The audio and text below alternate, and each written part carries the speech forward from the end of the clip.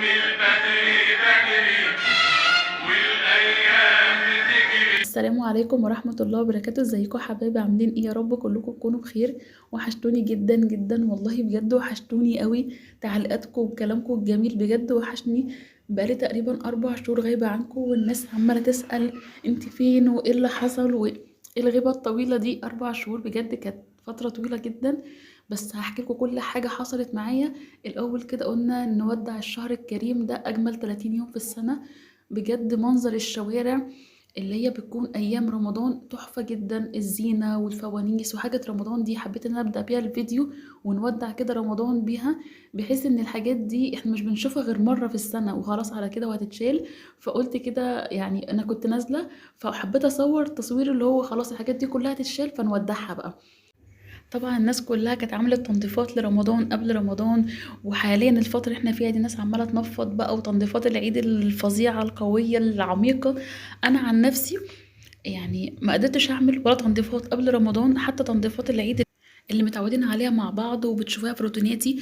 انا طبعا كل ده ما قدرتش اعمله. انا بس كنت الايام اللي فاتت دي كنت بعمل حاجه كده بسيطه، واللي انا اقدر اصوره كنت بصوره بصراحه، واللي انا مش قادره اصوره ما كنتش بصور. لان طبعا الشغل مع التصوير بيكون صعب جدا ومرهق وبياخد وقت جامد قوي، وخاصه ان انا كمان مش بظهر في الفيديوهات. فانا لو بظهر هيكون التصوير اسهل كتير من ان انا اخد بالي بقى في المونتاج، ان انا حتى الثواني بقصها ان انا ما بانش وكده. طبعا انتوا فاهمين كل الكلام ده. فصورت لكم كده شويه حاجات تشجع الناس اللي هي متاخره. انا لحد دلوقتي مثلا ممكن افتح الفيسبوك الاقي بوستات وكده في الجروبات بتاعت المامز وجروبات البنات والستات وكده، الاقي الناس اللي لسه ما عملتش حاجه خالص في شقتها وبكره العيد، والناس اللي لسه بدأت تنظف شوية بعد الفطار، والناس اللي لسه يعني في ناس متأخرة كتير. فقلت انزل لهم كده بنرجعهم كده شوية. هقول لكم بقى انا عملت ايه. انا يعني الشغل طبعا واضح.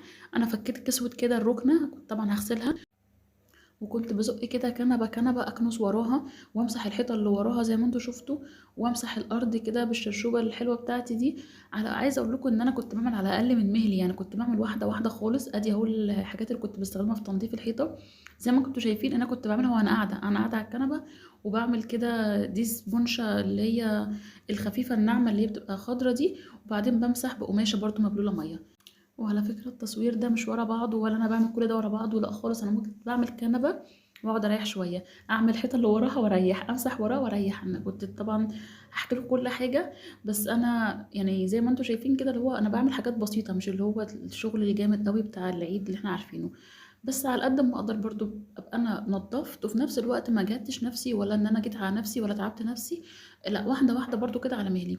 بصوا بقى، هاجي ارجع الكنبه مكانها. دايما انا كنت بصوا يعني بطلع في الروح وانا برجع الكنبه، انا كنت تعبانه جدا. فبصوا بزقها واحده واحده كده، من هنا شويه ومن هنا شويه، وازق من الناحيه دي لحد ما الحمد لله رجعت مكانها. وبرضه هفك كده كسوه الكنبه دي، وهغسل كل بقى الكسوات دي في الغساله. والركنه نفسها هعملها وانا قاعده كده بالاسبونشه وبخلطه كده بعملها. بحط فيها شويه برسيل جل وكلوروكس الوان، وشويه اريال او اوكسي او اي حاجه عندك، طبعا عشان خاطر المقاطعه وكده.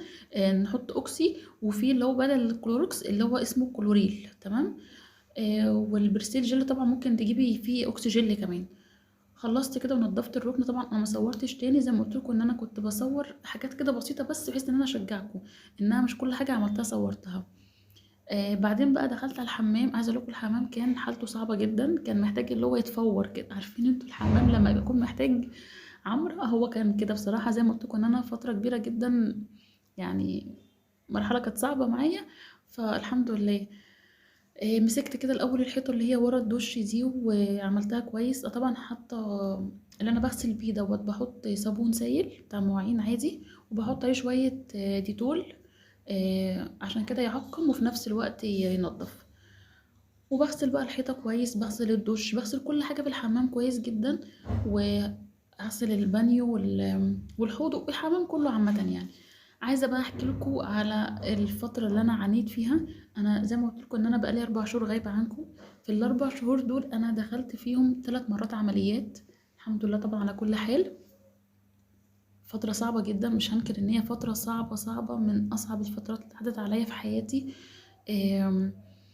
كل اللي هاقدر أقوله إن طبعًا الحمد لله على كل حال، بس نصيحة منّي أي حد يحس بأي تعب في أي مكان في جسمه، مجرد ما تحسي بحاجة تغيرات في الجسم، تعب، حاجة غريبة، لازم الواحد يكشف على طول، لازم الواحد يطمن على نفسه، لازم الواحد ما يستناش ان الموضوع يتفاقم او الموضوع يكبر لحد ما الموضوع يبقى صعب في العلاج او كده. فالحمد لله طبعا على كل حال.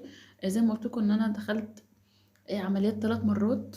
ف طبعا ما كنتش هقدر اصور ولا كنت هقدر ان انا بقى اعمل اي حاجه في البيت، وانا زي ما اقول لكم ان انا في الاربع شهور دول الدنيا صعبه.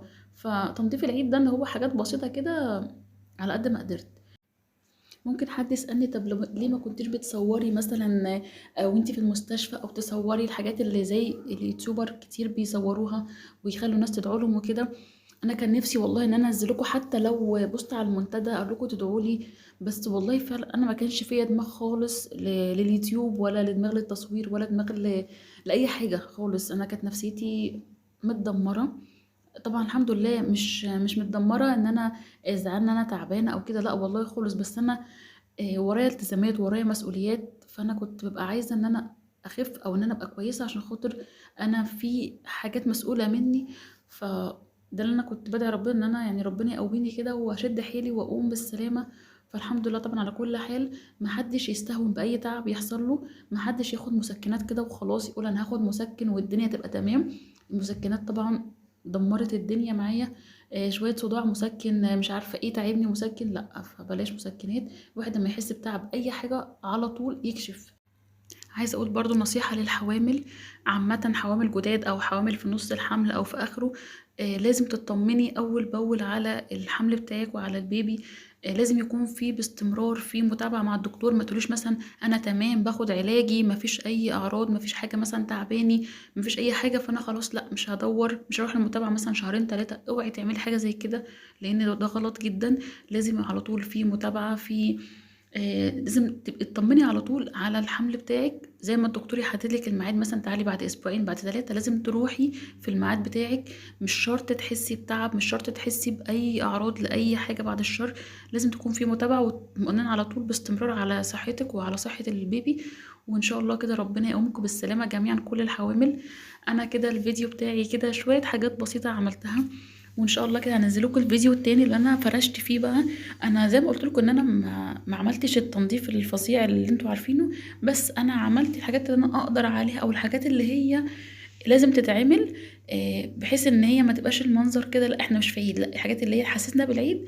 وفي نفس الوقت برضو ايه ما جهدتش نفسي قوي ولا جيت على نفسي. كملت بقى كده جولة في الشارع اللي انا كنت ماشية فيه. تصوير توديع كده اجواء رمضان الجميلة دي. وان شاء الله الفيديو الجاي هنزله لكم بقى الفرش اللي انا فرشته.